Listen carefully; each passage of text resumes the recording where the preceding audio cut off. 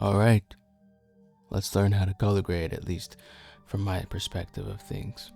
What we have here is 3 clips I took the other day, and I wanted to just kind of mess around and get in and kind of steer the direction of the image into the vibe that I want. I think the first thing that we should all know when looking at an image is what is the style of image that we want to portray. What is the vibe? Do we want it dark? Do we want it bright, vibrant, cold, bleach bypass? Endless possibilities. But before we do that, we must set some things correctly. Of course, our node, we're going to have to color space transform our node. Now, if you didn't know this, there's actually a way to kind of specify the color space in Gamma. You have to right click on your node and actually go down to where it says, input color space, and set those correctly to the camera that you're using. So I use a Panasonic, and that's the one I'm going to set it to. We're going to go from Panasonic V-Log to DaVinci Wide Gamut. And then we're going to make another node and go from DaVinci Wide, the intermediate, to the Rec 709. That way we just have a lot more flexibility in the dynamic range of color space and all that to grade. I would definitely want to experiment with LUTs. Luckily, DaVinci provides us with LUTs. We're going to use a film look. Let's try this one. Starting off with our node. After our first node, let's go ahead and label this an exposure. Adjusting exposure using the HDR wheels for me is preferred. Greater flexibility and a more of a contrast-ish image. Simply compared to raising the entire image as a whole, you're kind of raising more of the highs and brightening up the image that way. We'll have to mess around with some of the shadows and the light. Sometimes I like to bring the light down. Sometimes it kind of just helps glue a bit of the image more together instead of being overly bright. After that's done, I'll make another node and probably label this color wheel or colors. Sometimes, like I used to, I'll probably go in the middle of the circle and kind of drag around in circles until I find the vibe that I want to go for. Or if I kind of want to try a different alternative, maybe I'll grab these little numbers and go back and forth, and it targets a specific color that is being added or subtracted to the image, and then I can get closer to where I want to.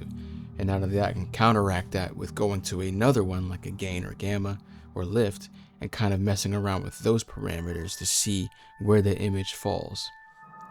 Pretty cool thing to try out. Once that's done, I like to go over to the color slice and kind of just fine tune things in a way that I think my image can pop a bit more. For this one, I want it to be a bit more golden, a bit more vibrant. Let's say a golden hour. So definitely going to take a look at maybe some yellows and push that a bit. As you can see, we can get a lot of detail out of this, and especially the saturation, we can definitely boost that, and it'll add a lot more vibrance to the image. Maybe mess around with density to see what it's doing to the image. As you can see, it'll brighten or darken the image, and as you know what I said, I would like to brighten the image up for more of a golden hour look. So let's do this. Let's go ahead and add another node. I usually like to put this one for a contrast look. There's many ways you can push contrast in some of the color wheels, but I'll just keep it as simple as it is. I'm putting it just through contrast and boosting it there, not overdoing it, because sometimes overdoing it, you'll probably, extend the highlights too much and blow out the image. Or sometimes your image can get washed out and kind of look more desaturated. That depends if you're using maybe the HDR tool compared to just the regular primary wheel. Also, other things to try is like contrast pop. I actually got this technique from Mitchell Mullins, and he has this little tutorial on YouTube talking about how he uses contrast, which is a lot more in depth than what I have going on, but it's actually kind of smart. Very helpful if you want that image to pop more. Sometimes contrast pop can do things, small bits of wonder, small bits of magic so to say.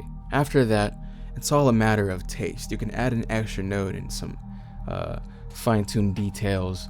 It could also be your final touch.